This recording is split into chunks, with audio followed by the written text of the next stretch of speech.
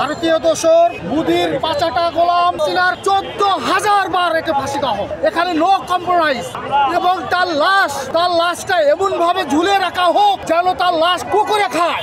আজকে 17 নভেম্বর ভারতীয় দোসর মুদির পাচাটা গোলাম যে বাংলাদেশে বসে ভারতের স্বার্থ রক্ষা করার জন্য সবচেয়ে বেশি কাজ করেছে, সেই খুনি হাসিনার ফাঁসির রায় কার্যকর হতে যাচ্ছে।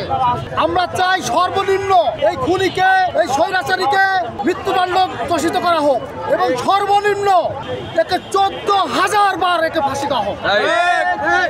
এখানে নো কম্প্রোমাইজ এবং তার লাশটা এমন ভাবে ঝুলে রাখা হোক যেন তার লাশ কুকুরে খায়।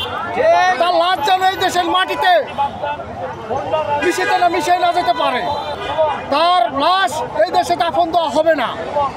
আজকে আমরা তার সর্বোচ্চ বিচার আশা করছি এবং সেই সাথে অতি দ্রুত সময়ের ভিতরে তার রায়টা কিভাবে কার্যকর করা যায় এটা আমরা বাংলাদেশ সরকারের কাছে আমরা আহ্বান জানাচ্ছি।